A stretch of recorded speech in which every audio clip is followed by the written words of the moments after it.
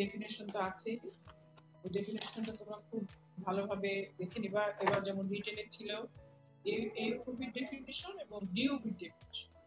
AOB ডেফিনেশনটা সোজা, abnormal uterine, এটা organic কজও হতে পারে। অর্গানিক মানে কোনো ক্যান্সার হতে পারে, পলিপ হতে পারে, এন্ডোক্রাইন হতে পারে, হ্যাঁ, আবার হচ্ছে তোমার ডিসফাংশনাল হরমোনাল হতে পারে।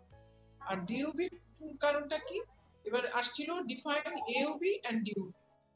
তো আর তাহলে এওবি বললাম যে সবকিছু যে কোনো ধরনের ব্লিডিং হলে সেটা প্রেগন্যান্সি বাদে, যে কোনো ধরনের ব্লিডিং হলে সেটা হচ্ছে তোমার এওবি। আচ্ছা, আর ডিওবিটা হচ্ছে কি? ডিওবি হচ্ছে তোমার যে কোনো ধরনের ব্লিডিং যখন কজটা আমি বাদ দিয়ে দিলাম। মনে করো একটা পেশেন্টের ফাইব্রয়েড নাই, তার ক্যান্সার নাই, পলিপ নাই, এন্ডোক্রাইন কজ নাই, তারপরে যখন আমি কোনো কজ খুঁজে পাচ্ছি না, তখন যে ব্লিডিংটা হয় সেটা হচ্ছে ডিওবি। হ্যাঁ, তোমরা তো মুখস্থ করবা, মুখস্থটা আমি না বলি, আমি এটা বুঝাই বললাম। তখন যেটা হবে সেটাকে বলতে ডিসফাংশনাল। ওইটার একটা হরমোনাল কারণ আছে, কিন্তু হরমোনাল কারণটা ওরকম ভাবে তুমি কোনো পরীক্ষা নিরীক্ষার মাধ্যমে বের করতে পারবে। এই জন্য বলা হয় যে ডিওবি হচ্ছে একটা ডিজিজ অফ এক্সক্লুশন। তুমি সব ডিজিজ গুলো বাদ দিবা, বাদ দেওয়ার পরে তোমার যেটা থাকবে, যেটা তুমি এক্সপ্লেন করতে পারবা না যে এই অসুখটা এই কারণে হচ্ছে, সেটা হচ্ছে তোমার ডিওবি। আচ্ছা, তাহলে এওবি আর কিন্তু তুমি যখন আমি যে বললাম প্রেগন্যান্সি আসে না এওবির মধ্যে, কিন্তু প্রেগন্যান্সি কমপ্লিকেশন গুলো আবার কিন্তু এর মধ্যে বলবো। হ্যাঁ, প্রেগন্যান্সি কমপ্লিকেশনেও কিন্তু ব্লিডিং হয়, সেটা আলাদা আলাদা নাম আছে। যেমন আমরা কয়েকদিন আগে গত ক্লাসে পড়লাম অ্যাবর্শন। অ্যাবর্শন কিন্তু এরকম অ্যাবনরমাল ব্লিডিং নিয়ে আসছে, তাই না?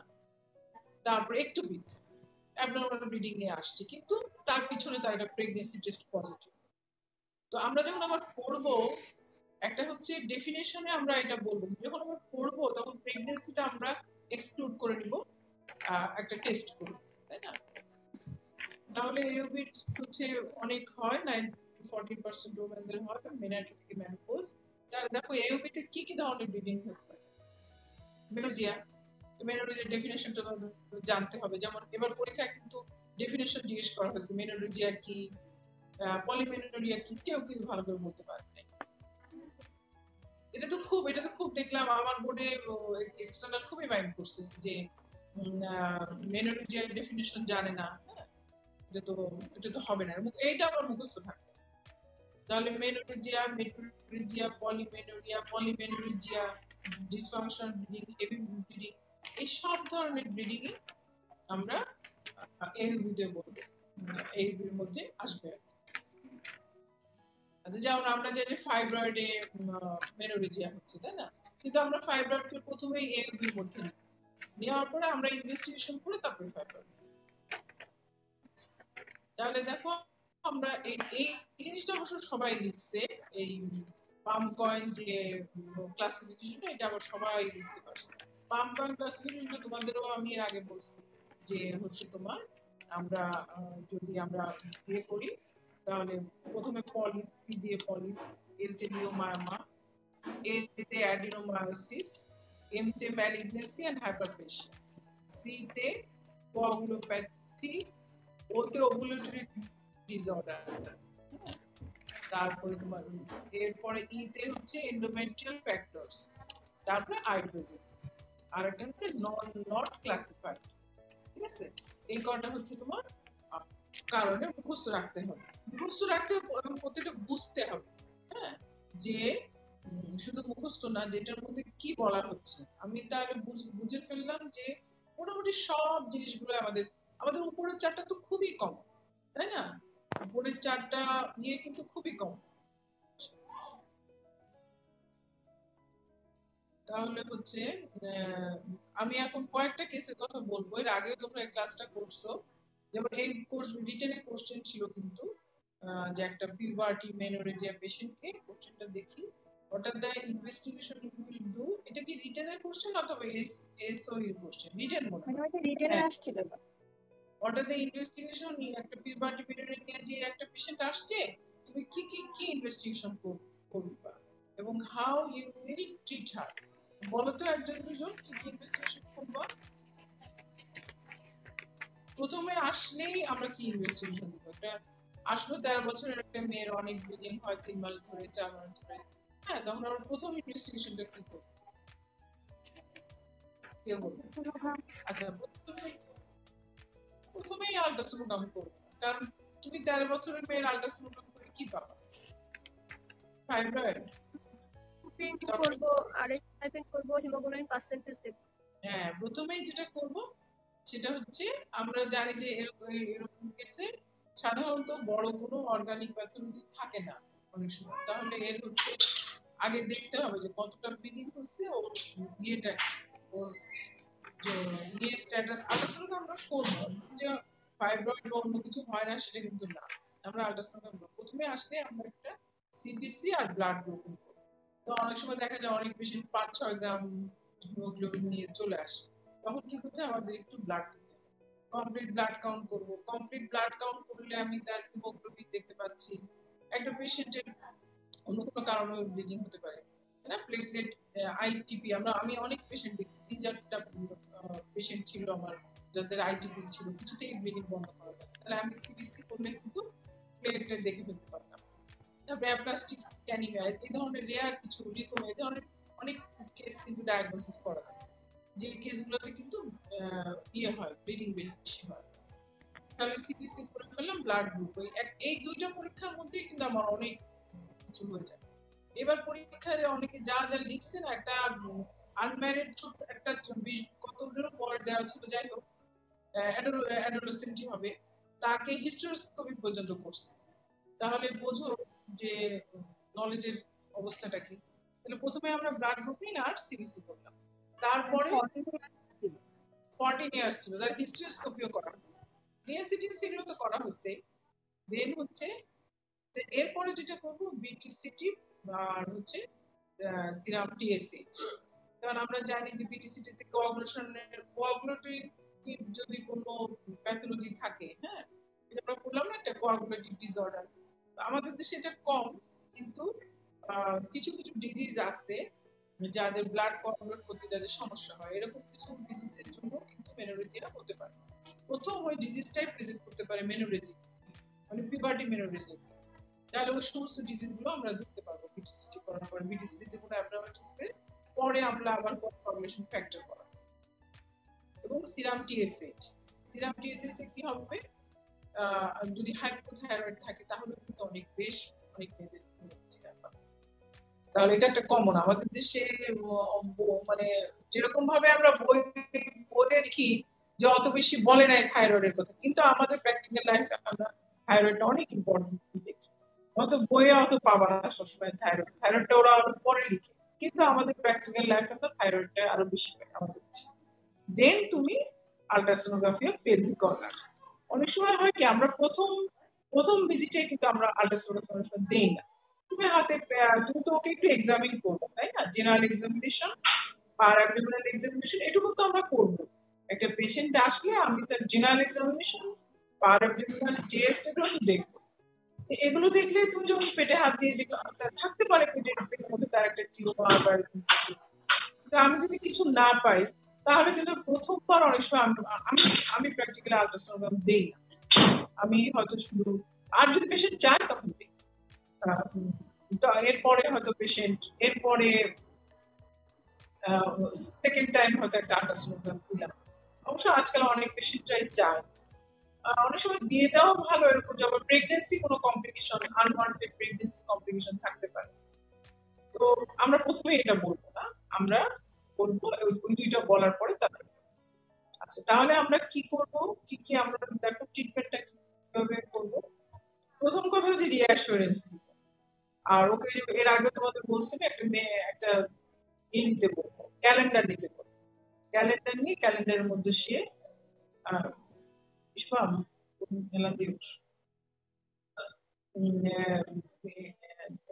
ইয়ে দাগ করতে বলবো, তোমার ক্যালেন্ডারের মধ্যে তার সে পিরিয়ডের ইয়ে দিবে, দাগ দিবে, হ্যাঁ, তাতে দেখা যাবে কি তার ব্রেইনের মধ্যে একটা ইয়ে হবে, আমরা যখন একটা ক্যালেন্ডার দেখি বা কোনো একটা রুটিনের মতো, এটা তার মাথার মধ্যে কাজ করবে। আমরা জানি যে আমাদের এই সমস্ত মেনস্ট্রুয়াল সবকিছু কিন্তু হাইপোথ্যালামাস কন্ট্রোল করে।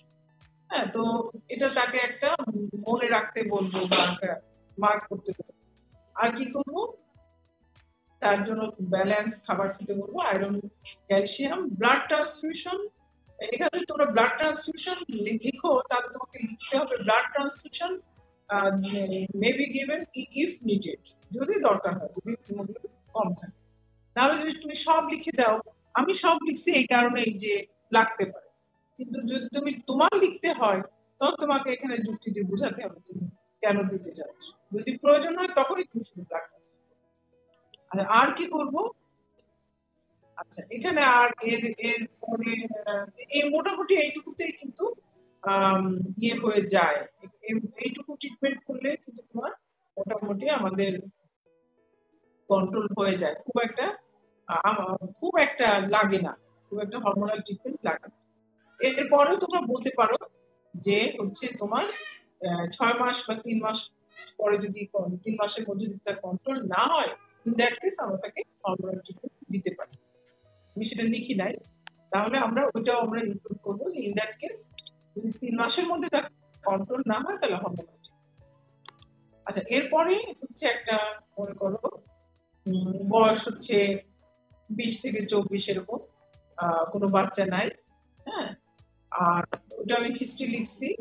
মেনস্ট্রুয়াল হিস্ট্রিতে তার মেনস্ট্রুয়াল হিস্ট্রি নিতে হবে, তার সাইকেল ফ্লো, তার ডিসমেনোরিয়া আছে কিনা, তার এলএমপি কবে, কি কন্ট্রাসেপটিভ সে ব্যবহার করে, তার কোনো অ্যাবর্শনের রিসেন্টলি কোনো অ্যাবর্শনের হিস্ট্রি আছে কিনা, কোনো ড্রাগস সে খাচ্ছে কিনা, কোনো মেডিকেল ডিসঅর্ডার আছে কিনা। হ্যাঁ, এগুলো খুব ইম্পর্টেন্ট।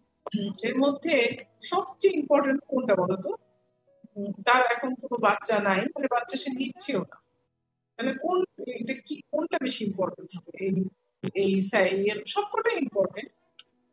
কারণ থাইরয়েড থাকতে পারে, ওর মানে ইয়ে থাকতে পারে, কন্ট্রাসেপটিভ। হ্যাঁ, কন্ট্রাসেপটিভটা হচ্ছে 1 নম্বর, কন্ট্রাসেপটিভটা 1 দিব আমি, হ্যাঁ 1 নম্বর। কারণ আমি তোমাদের এর আগে মনে হয় বলছি যে সে হয়তো একটা ইমার্জেন্সি, কখনোই তার এরকম হয়, কিন্তু সে হঠাৎ করে একটা ইমার্জেন্সি পিল খেয়েছে, খাওয়ার পরে তার ব্লিডিং হচ্ছে, সে ভাবছে যে আমার কি যেন একটা বড় সমস্যা হয়ে গেছে, তাও হিস্ট্রি নিলেই তুমি বুঝবা যে সে ইমার্জেন্সি পিল খেয়েছে, অথবা দেখা যাবে সে ওসিডি উল্টাপাল্টা খেয়েছে। তাহলে এটা হচ্ছে একটা কমন, তুমি যদি 50টা রোগী দেখো, 50টা রোগীর মধ্যে তোমার কাছে 2-3টা রোগী আসবে যে তারা এই ধরনের ইয়ে করে আসছে। তো আবার প্রেগনেন্সি অ্যাবর্শন হয়ে গেছে, সে বুঝতে পারেনি, সেরকম হতে পারে। তাহলে আমাদের হিস্ট্রিটা খুব ভালো হবে। এরপরে কি করবো আমরা, তার একটা, যেহেতু সে ম্যারিড, তাহলে তার আমরা ওই যে যদি কারণগুলো মনে করি, কি ছিল, পলি লিওমারমা, তাই না, যদি আমরা কারণগুলো মনে করতে থাকি তাহলে আমরা কিন্তু বুঝতে পারবো। তাহলে প্রথমে আমরা জেনারেল এক্সামিনেশন করে দেখে নিলাম যে তার ব্লিডিং যেহেতু বেশি হচ্ছে, তাহলে তার অ্যানিমিয়া আছে কিনা। হ্যাঁ, আমাদের মেইন ফোকাস থাকবে তার অ্যানিমিয়া আছে। তারপরে আমি জেনারেল এক্সামিনেশন করতে যে অন্য কিছু পেতেও পারি, পার অ্যাবডোমিনাল এক্সামিনেশন করবো কোনো লাম্প আছে কিনা, পার স্পেকুলাম করবো, কারণ স্পেকুলাম না করলে আমি কোনো পলিপ থাকবে, যদি সার্ভাইকাল কোনো পলিপ থাকে বুঝতে পারবো, এবং পার ভেজানাল একটা এক্সামিনেশন। তারপরে কি করবো, কি পরীক্ষা করবো, একে তুমি প্রথমে একটা আল্ট্রাসাউন্ড করতে দিতে পারো, নেক্সট সিবিসি করবো, তারপরে কি করবো, এরপর তো সব রুটিন, বলো। টিএসএইচ সিরাম, হ্যাঁ, থাইরয়েড করবো, আরেকজন বলো। কোয়াগুলেশন প্রোফাইল, কোয়াগুলেশন প্রোফাইল না, বিটা এসসিজি, সিবিসি করছি তো, সিবিসি করলে আর কিছু দরকার নেই, বিটা এসসিজি লেভেলটা করো। হ্যাঁ, মানে তার কোনো প্রেগন্যান্সির সমস্যা ছিল, ঠিক আছে। বিটা এসসিজি লেভেলটা আমাকে একটু বুঝে দিতে হবে, বিটা এসসিজি লেভেল আমি সবাইকে করবো, ঠিক আছে। ও যদি কন্ট্রাসেপটিভ ইউজ করে, ও যদি কোনো সমস্যা না থাকে, মানে প্রেগন্যান্সির কোনো রকম কিছু না থাকে, তাহলে আর করবো, একটু বুঝে দিতে হবে। এখানেই তোমার হচ্ছে তোমার নলেজের ইয়েটা এখানে, কারণ এখন ডাক্তাররা এখন করে কি সব পরীক্ষা দিয়ে দেয়, সব পরীক্ষা দিয়ে দেওয়া কিন্তু কোনো ভালো ডাক্তার না। তুমি হচ্ছে বুঝে বুঝে যদি পরীক্ষা করতে দাও তাহলে বুঝতে হবে যে তুমি বুঝে করতে দিচ্ছ। আমি এতগুলো পরীক্ষা দিব না, আমি অল্পই দিব। আমি হয়তো শুধু তাকে এইচসিজিটাও এখন এর মধ্যে দিব না, যদি হিস্ট্রিতে মনে করি কিছু তখন দিব, আদারওয়াইজ এই 3টা পরীক্ষা আমি দিব। অনেক সময় যদি ডায়াবেটিস ফ্যামিলি হিস্ট্রি থাকে, ডায়াবেটিসটা দেওয়া যেতে পারে। হ্যাঁ, তাও পেশেন্ট বুঝে দিতে হবে, পেশেন্টের অনেক যদি মোটা হয় বা ফ্যামিলি হিস্ট্রি থাকে তখন। তাহলে আমরা মোটামুটি এই কয়টা পরীক্ষা দিলে আমরা একটা কারণ দেখবা পেয়ে যাব। আচ্ছা, এরপরে কন্ট্রাসেপটিভ কমপ্লিকেশন গুলো বেশি হয়, তোমার বললাম যেটা যে ট্রিটমেন্টে যাচ্ছি আমি, তাহলে আমি একটা কারণ আমি পেয়ে গেলাম। মনে করো কারণ পেলাম হচ্ছে কন্ট্রাসেপটিভ কমপ্লিকেশন, সে ওসিবি খাচ্ছিল, ওসিবি ঠিক মতো খাচ্ছে না, অথবা এমার্জেন্সি পিল খেয়েছে, এমার্জেন্সি পিল খেলে তাকে কিছু ট্রিটমেন্ট দরকার। অনেকে করে কি ওই এমার্জেন্সি পিল সে খাচ্ছে তাকে আবার হরমোন দিয়ে দেয়। হ্যাঁ, এটা কিন্তু খুবই অন্যায় এবং ভুল। পেশেন্টকে খুব ভালোভাবে এবং বলেও না পেশেন্টকে যে তোমার এই কারণে এটা হচ্ছে। পেশেন্টকে যদি বলা হয়, ভালো করে বোঝানো হয় যে আপনার এই কারণে এটা হচ্ছে, আপনার আমার কাছে না আসলেও চলতো, তখন কিন্তু ওরা খুব খুশি হয় এবং ওরা বলে আচ্ছা ঠিক আছে ম্যাডাম, তাহলে তো শিখলাম। তো অনেকে কিন্তু এটা করেন, এটা করতে হবে। তাহলে এমার্জেন্সি পিল সম্পর্কে যদি একটা ভালো ধারণা দিয়ে তুমি তাকে কোনো ট্রিটমেন্টই দেবা না, যেটা আপনার এমনি বন্ধ হয়ে যাবে। যদি বন্ধ না হয় সেক্ষেত্রে আপনার আবার আমার কাছে আসতে হবে। আর পিলের ব্যাপারে তোমার খুব ভালো করে এডুকেশন দিয়ে দিতে হবে যে পিলটা আপনি এইভাবে খান। কখনোই তোমরা রোগী আসলো ব্লিডিং হচ্ছে ও যান নরমেন্স খান, হ্যাঁ এরকম করবা, এরকম করা কিন্তু আসলে সে হয়তো খুব খুশি হয়ে গেল, হ্যাঁ আমি একটা ওষুধ খেলাম, আর কি ওষুধ দিল ডাক্তার সাহেব, একটা ওষুধ খেয়ে আমার ব্লিডিং বন্ধ। কিন্তু আসলে কিন্তু না, মানুষকে হেলথ এডুকেশন দাও, এডুকেশন দিলে কিন্তু তোমার কাছে হয়তো আর একদিন ও কম আসবে, কিন্তু ওর কিন্তু অনেক লাভ হবে।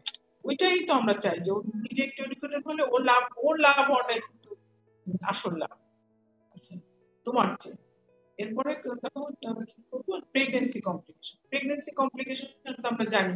প্রেগনেন্সি কমপ্লিকেশন যদি হয় সেটা তো আমরা স্পেসিফিক ট্রিটমেন্ট দিতে হবে, আইদার ডিএনসি করতে হবে অথবা তোমার এখানে মেনলি ডিএনসি করতে হবে যদি প্রেগনেন্সি কমপ্লিকেশন ইনকমপ্লিট বা মোলার প্রেগনেন্সি থাকতে পারে, সেই হিসাবে ওই লাইনে ট্রিটমেন্ট। আচ্ছা, এখন যদি এই বয়সে একটা ফাইব্রয়েড থাকে তাহলে আমি কি করবো? ফাইব্রয়েড যদি থাকে, এটা ফাইব্রয়েডের ট্রিটমেন্ট করছি। আচ্ছা, আবার এটা আসবে ফাইব্রয়েডের ট্রিটমেন্ট যদি ফাইব্রয়েডের যদি কারণে ব্লিডিংটা হয় তাহলে আমার অনেকগুলো জিনিস দেখতে হবে, আবার আমাকে ফাইব্রয়েড ফেরত যেতে হবে, তাই না? ফাইব্রয়েডের কথা মনে করতে হবে যে ফাইব্রয়েড আমি কি করছি। আচ্ছা, ফাইব্রয়েড আমি করছিলাম যে পেশেন্টের সিমটম কি ছিল, সিমটমটা ফাইব্রয়েডে করছিলাম যে ফাইব্রয়েডের সিমটম, পেশেন্টের সিমটম কতটুকু তার উপর ডিপেন্ড করে ট্রিটমেন্ট করব।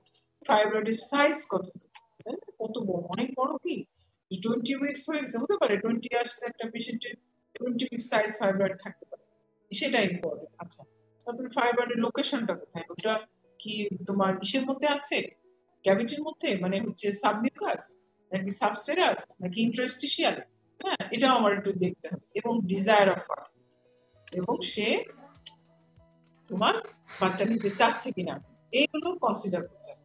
তুমি একটা 2 সেন্টিমিটার ফাইব্রয়েড আসলে আর বলে দিলা যে না আপনার তো ব্লিডিং এরকম হচ্ছে, আপনার ট্রিটমেন্ট, আপনার অপারেশন লাগবে, সেটা ঠিক হবে না, তাই না?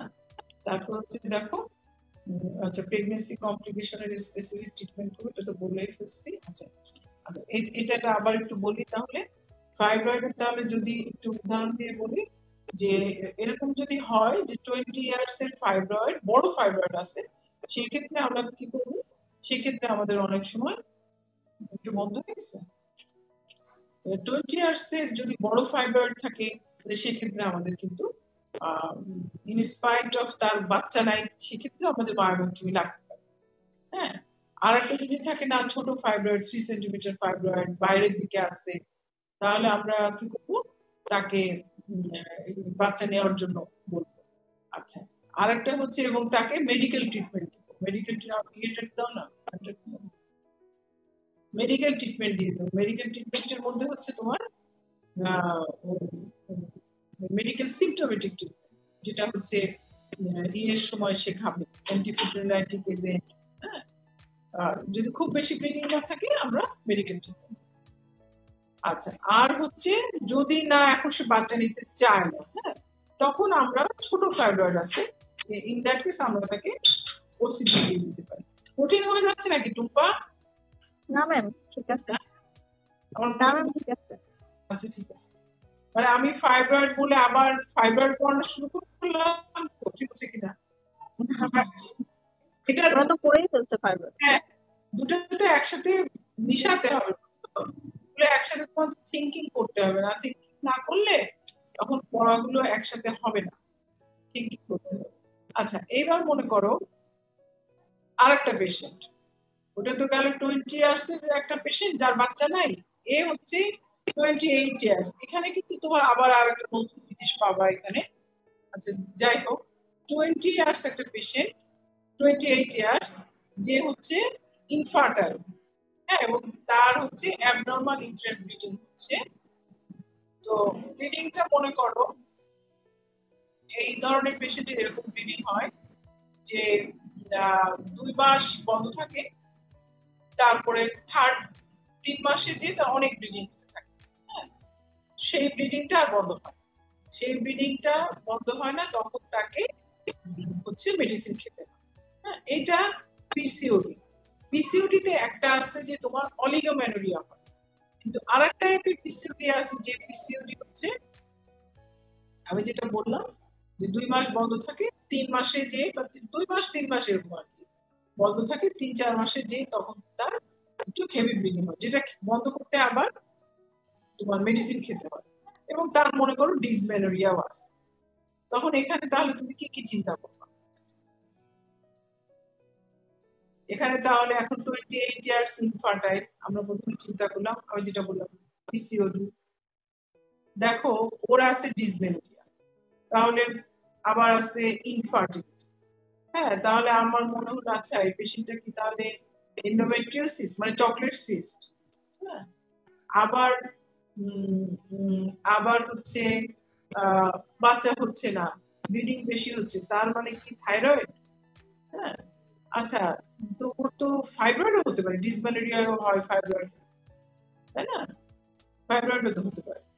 আবার ওর তো কোনো প্রেগন্যান্সি কমপ্লিকেশনও হতে পারে, কোনো পলিপও হতে পারে। তাহলে এই জিনিসগুলো তখন আমার তোমার মাথার মধ্যে আসবে। এইখানে তোমার একটু পরীক্ষা নিরীক্ষা বেশি করতে হবে।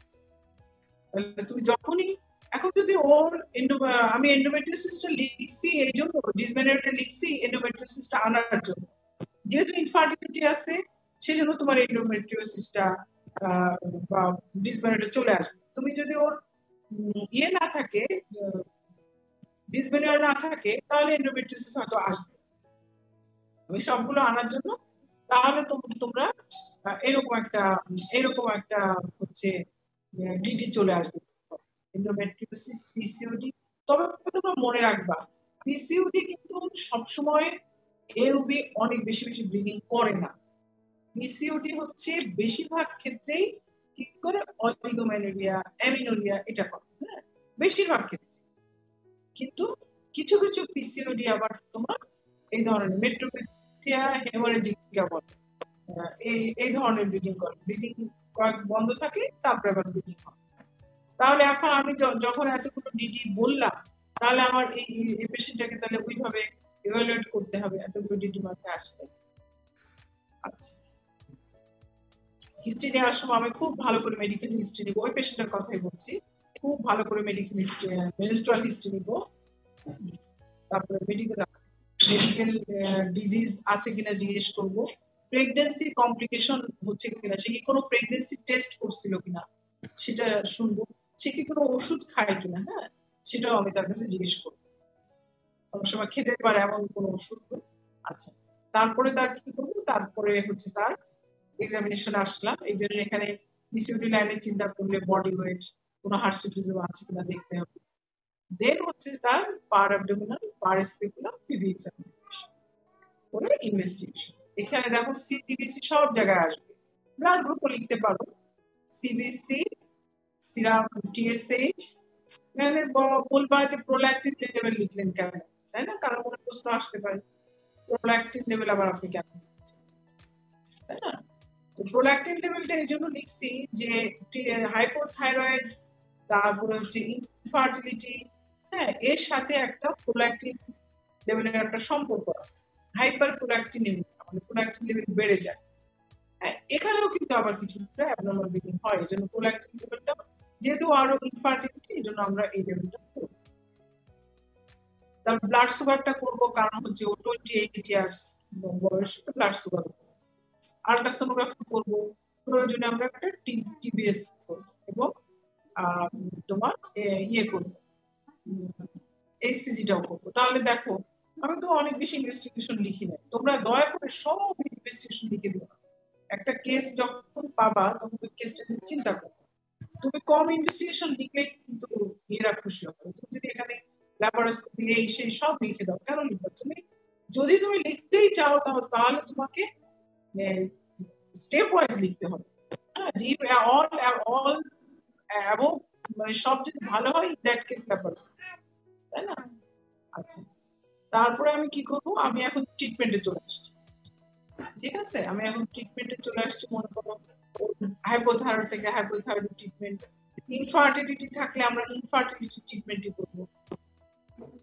মানে হাইপোথাইরয়েডের জন্য ট্রিটমেন্ট, আচ্ছা হরমোনাল ট্রিটমেন্ট, হরমোনাল ট্রিটমেন্ট দিতে পারি আমরা।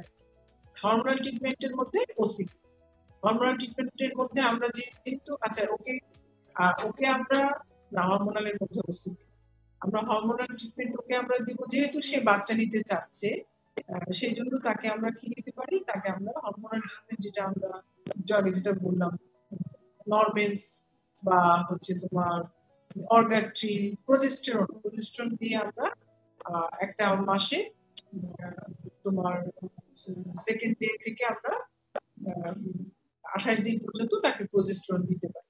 প্রজেস্টেরন দিয়ে এরকম 3 মাস পর পর আমরা কন্ট্রোল করতে পারি। এটা তুমি 3 মাসও দিতে পারো, 6 মাসও দিতে পারো। আর ওসিপিও আমরা দিতে পারি, ওসিপি দিলেও আমরা ওসিপিও খুব ভালো কাজ করে। ওসিপি দিলেও আমরা খুব শর্ট ডিউরেশনের একটা তোমার 3 মাসের একটা ওসিপি দিতে পারি ব্লিডিংটা কন্ট্রোল করার জন্য। তাকে বলে দিতে হবে যে আপনাকে আপনার যদিও বাচ্চা হচ্ছে না তবুও আমরা অল্প কিছু দিনের জন্য এটা দিয়ে আমরা ট্রিটমেন্ট করতে পারি। যে এরপরে আসো যদি ফাইব্রয়েড হয়, তাহলে ফাইব্রয়েড হলে আবার তোমার হচ্ছে যদি এরকম হয়, যেমন আমি ফাইব্রয়েডের মধ্যে বলছিলাম যে একটা ফাইব্রয়েড তার আছে সাবমিউকাস, হ্যাঁ, তোমরা বলছিল যে স্পার্ম যেতে পারছে না, এরকম যদি হয় তাহলে কি করবো, ফাইব্রয়েডের অপারেশনটা করে ফেলবো, তাই না, মায়োমেক্টমি করে ফেলবো।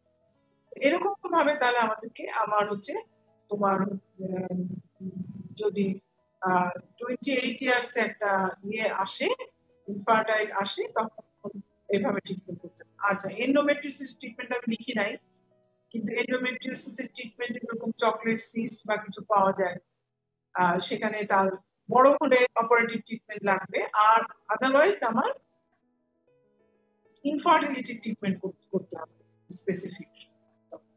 ঠিক আছে, সিমটোমেটিক হয়তো আমি ট্রিটমেন্ট দিব পিভিপিডিং এর জন্য, আর তার অ্যাকচুয়াল কজের জন্য তার ট্রিটমেন্ট। আচ্ছা, এরপরে মনে করো একটা পেশেন্ট, তার হচ্ছে 30 বছর বয়স, বাচ্চা দুইটা আছে, কপারটি নেওয়া আছে 6 মাস, তো সে তোমার কাছে আসছে ব্লিডিং নিয়ে। তো এখানেও আমাকে চিন্তা করতে হবে, প্রথমে চিন্তা করবো হ্যাঁ কপারটি আছে রিপ্রোডাক্টিভ এজ, কপারটি থাকার মধ্যেও কিন্তু ইনকমপ্লিট অ্যাবর্শন হতে পারে, আমি এটা চিন্তা করি। তারপরে ফাইব্রয়েড চিন্তা করি, অ্যাডিনোমায়োসিস চিন্তা করি, পলিপ চিন্তা করি, any medical disorder, hypothyroid, diabetes চিন্তা করি। আবার আমার ওই একই জিনিস, menstrual history, cycle, duration, dysmenorrhoea, তারপরে জেনারেল এক্সামিনেশন, পার অ্যাবডোমিনাল, পার ভেজানাল, পার স্পিনাল। ইনভেস্টিগেশন করবো, একজন বলো, মনে হচ্ছে সবাই ঘুমাচ্ছে কিনা, বলো। না ম্যাম আছে। হ্যাঁ, বলো তাহলে।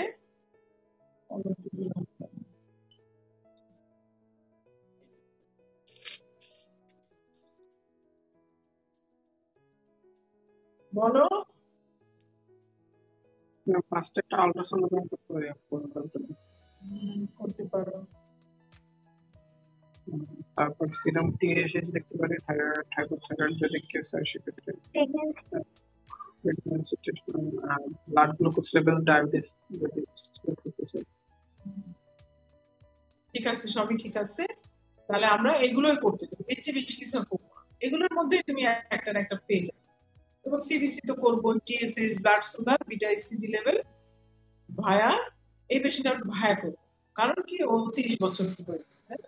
আল্ট্রাসোনোগ্রাফি, টিবিএস ও আমাদের প্রয়োজনে, টিবিএস যে সবাইকে করবো তা না, আমি দিচ্ছি টিবিএস করলে কিন্তু আমরা একটা ইয়ে পেয়ে যাবো।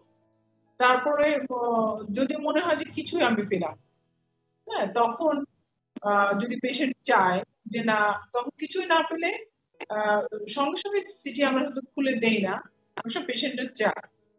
তুমি হয়তো সিটি রেখেও, সিটি মানে কপারটি রেখেও তুমি হয়তো তাকে আমরা ব্লিডিং কমানোর জন্য যে ওষুধগুলো আছে, হ্যাঁ, টারাজিমিক অ্যাসিড দিয়েও আমরা কয়েক মাস, 2-1 মাস দেখতে পারি।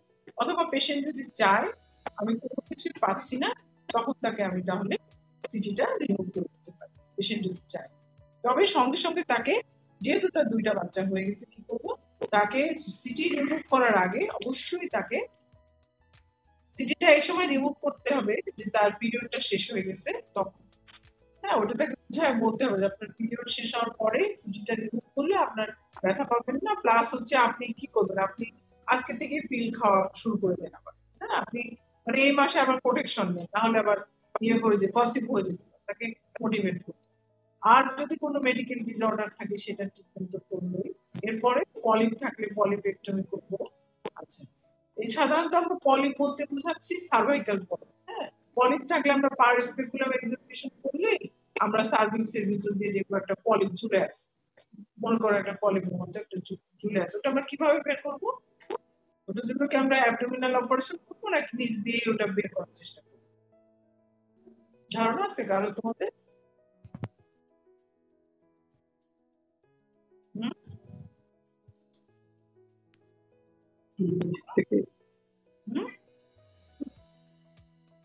বলো না, বলো। হ্যাঁ, নিচ থেকেই আমরা পলিপেক্টমি করবো। সার্ভিক্স তো নিচে থেকে করে। হ্যাঁ, এদের মধ্যে দেখলেই আমি ধরে স্কুলে চলে আসবে, তারপর একটু ডিএনসি করে দিব।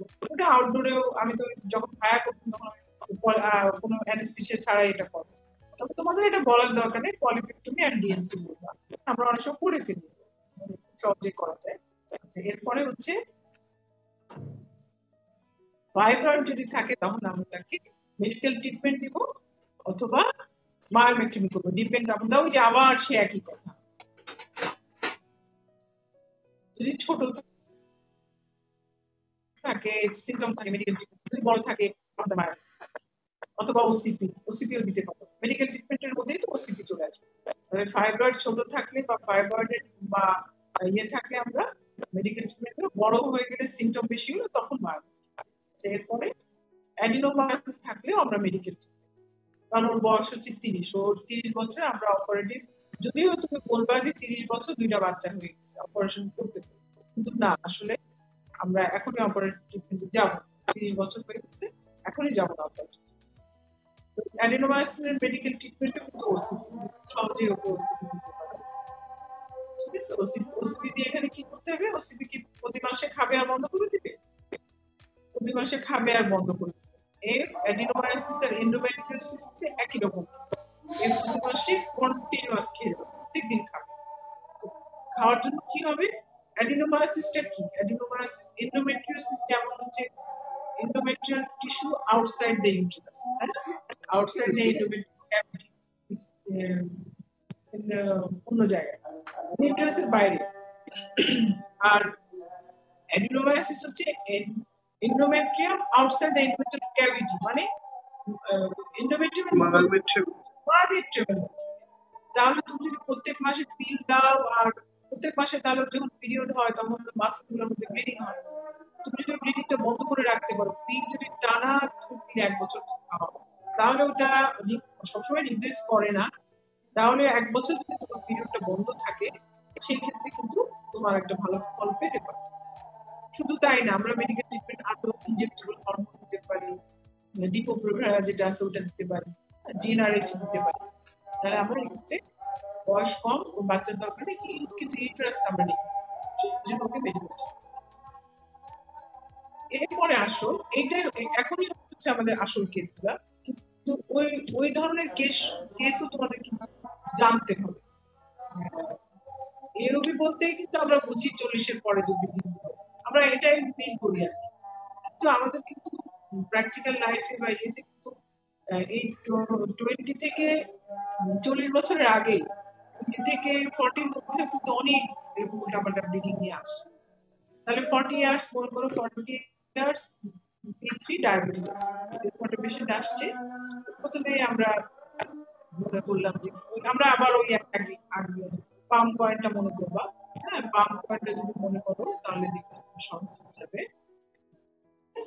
তুমি মনে করলে এইগুলা জিনিস এই একটু মাথায় রাখবো যে কন্ট্রাসেপটিভ বা প্রেগন্যান্সি কমপ্লিকেশন থাকতেও পারে, কারণ 40-এ তো আর তার কন্ট্রাসেপটিভ সে বন্ধ করে দিচ্ছে না, হ্যাঁ, এই সময় বরং আরো এমার্জেন্সি পিলও খেতে পারে। আবার প্রেগন্যান্সি কমপ্লিকেশন হতে পারে, এই সময় মোলার প্রেগন্যান্সিও হতে পারে। তাহলে আমার এগুলো সব মাথায় রাখবো। মেডিকেল ডিসঅর্ডার তো আছেই, যে ডায়াবেটিস আছে, এর সাথে হাইপোথাইরয়েড হয়ে গেছে, তাহলে এগুলো মনে রেখে তাহলে আমরা আবার সব ভালো করে এখানে লেখা হয়নি। একটা ইম্পর্টেন্ট হিস্ট্রি নিতে হবে, সেটা হচ্ছে পোস্ট কয়টাল মেনস্ট্রুয়াল হিস্ট্রি। যখন তুমি নিবা তখন তো এই 40 বছরে এসে এক্সক্লুড করতে হবে, যে আপনার অনেক সময় সেটা লজ্জাতে বলতে চাইবে না, হ্যাঁ, কিন্তু তোমাকে জিজ্ঞেস করতে হবে কি পোস্ট কয়টাল কোনো ব্লিডিং হয়। তুমি যদি কোচিং করো সে হয়তো করতে, তাহলে অনেক সময় এটা সে হয়তো, অনেকে ভাবে এটা হয়তো নর্মাল, আবার আমি ভাবতে পারি এটা লজ্জার জন্য।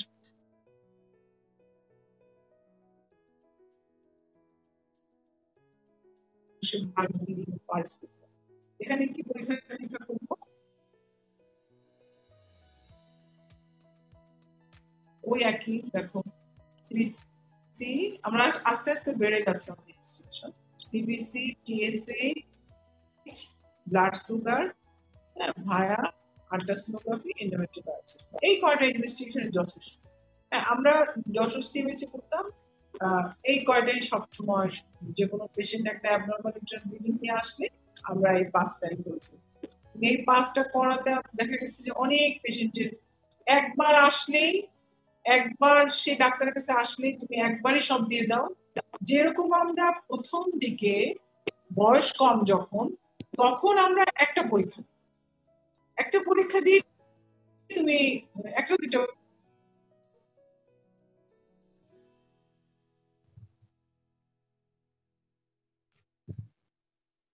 পরীক্ষা আল্ট্রাসোনোগ্রাম দিয়ে দিবা, এটা কিন্তু ওয়াইজ। 40-45 বছর যখন, আমি ঠিক 40 বলতে 40 না, 40 থেকে 45 মনে করো, তখন কিন্তু তোমার একসাথে সবগুলো জিনিস মাথায় নিয়ে এতগুলো জিনিস তোমাকে পরীক্ষা করতে দেওয়া ওয়াইজ। তুমি এন্ডোমেট্রিয়াল বায়োপসিটা হয়তো তুমি অমিট করতে পারো, পরীক্ষার সময় নাও বলতে পারো, তুমি এরকম বলবা যে এগুলো দিব, দিয়ে টিবিএস করবো, টিবিএস দেখি আমি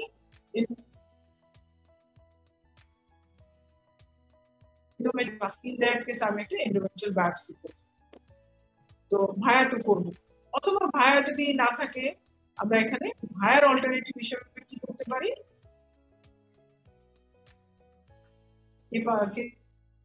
বলবো বলো, ভায়ার অল্টারনেটিভ, ভায়া না করে আমি এটা করব।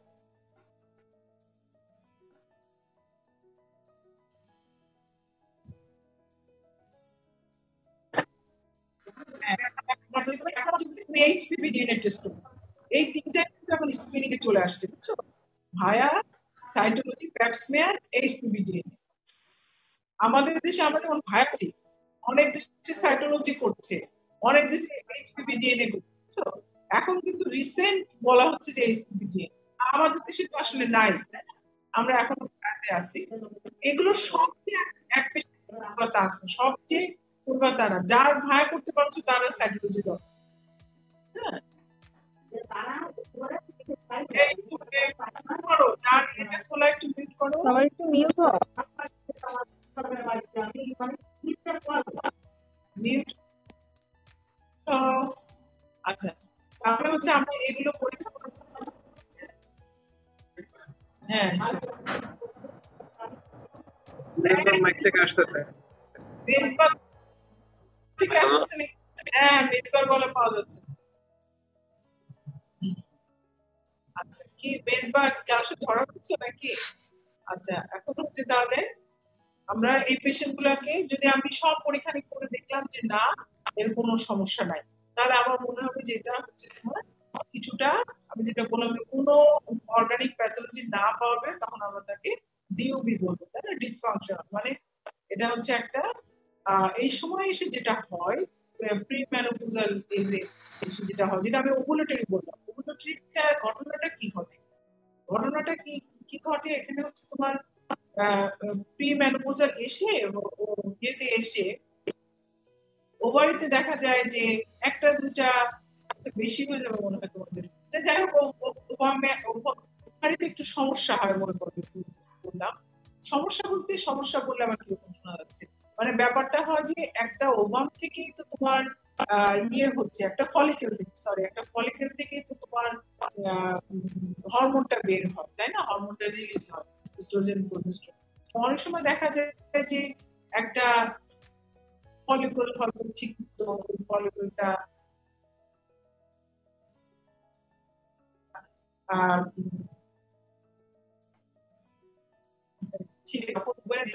যখনই ওরকম আনহেলদি ফলিকল থাকে, তখনই তোমার এই ধরনের ব্লিডিং একটু বেশি। তো সেই ক্ষেত্রে আমরা যখন কোনো অর্গানিক কারণ পাচ্ছি না, তাদেরকে আমরা তাহলে ওসিপি দিতে পারি অথবা হরমোন দিয়ে ট্রিটমেন্ট করি। ওসিপি খুবই ভালো হরমোন, মানে প্রোজেস্টেরন, নরএথিস্টেরন অথবা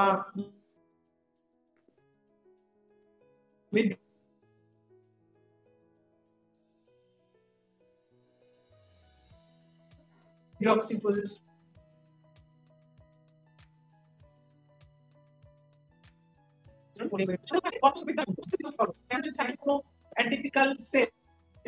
মানে কোনো তোমার অ্যাটিপিক্যাল মানে হচ্ছে তোমার কোনো ডিসপ্লাস্টিক সেল বা ম্যালিগনেন্ট থাকে, তখন আমি তাকে প্রপোজ করব।